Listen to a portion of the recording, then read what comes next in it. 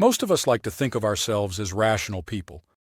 We weigh options, consider consequences, and make sensible decisions. At least, that's the version of ourselves we prefer to believe in. Then a moment arrives when emotion takes over, and logic seems to vanish.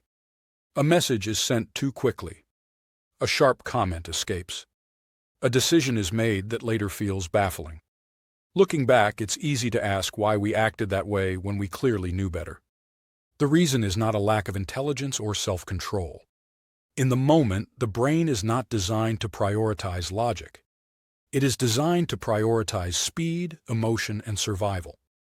When something feels emotionally important, whether that's a perceived threat, rejection, embarrassment, or loss of control, the brain shifts into rapid response mode. Older, faster systems take the lead, preparing the body to react, while the parts responsible for careful reasoning lose influence. Logic doesn't disappear, but it becomes quieter, drowned out by the urgency of the emotional signal. Emotional responses are fast and largely automatic. They evolved to help us act without hesitation when delay could be dangerous. Long before modern life, stopping to analyze every situation would have been costly. Even now, the brain still treats many emotional triggers as if they are urgent matters of survival. A critical remark or a sudden sense of being undermined can activate the same internal alarms that once responded to physical danger. By the time the rational mind begins to catch up, the emotional reaction is already unfolding. When emotions surge, attention narrows. The brain simplifies the world so it can act quickly. Nuance fades, alternatives disappear, and situations start to feel black and white. This narrowing can be useful in genuine emergencies, but in everyday interactions it often leads to rigid thinking. In those moments, being right can feel more important than being fair, and short-term relief can outweigh long-term consequences. Logic struggles not because it is weak, but because it is working with a reduced picture of reality.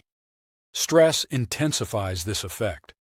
When you are tired, overwhelmed, hungry, or under sustained pressure, the brain's ability to regulate itself drops. The systems responsible for emotional reactions become more dominant, while the parts involved in planning and impulse control become less effective. This is why decisions made late at night, during conflict, or under pressure are so often regretted. Under stress, the brain prioritizes immediate comfort or certainty, even if the cost appears later. Past experiences also play a powerful role. The brain constantly uses memory to interpret what is happening now. If a current situation resembles something that once caused pain, embarrassment, or loss, the emotional response linked to that memory can activate instantly. The reaction may feel stronger than the situation warrants because, in a sense, the brain is responding to both the present and the past at the same time. Logic has difficulty competing with emotionally charged memories, especially when they are accompanied by strong physical sensations that signal urgency. Understanding this pattern can be surprisingly freeing.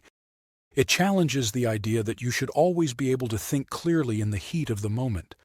Emotional override is not a personal failing, it is a normal human response. The goal is not to eliminate emotion, which is neither possible nor desirable, but to create space between feeling and action. Even brief pauses can allow the rational parts of the brain to reassert themselves and broaden perspective. Over time, this awareness changes how you respond to intense moments.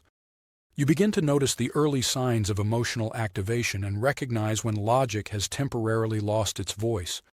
Decisions are delayed rather than rushed. Reactions soften. Regret becomes less frequent not because emotions are gone, but because they are no longer in complete control. Crucially, emotional override is temporary. As the nervous system settles, balance returns. Perspective widens, options reappear, and what once felt obvious or unavoidable often looks very different. The clearest decisions are rarely made at the peak of emotion. They emerge once the internal storm has passed, and emotion and logic can work together again. Calm is not the absence of feeling. It is the state in which clarity becomes possible.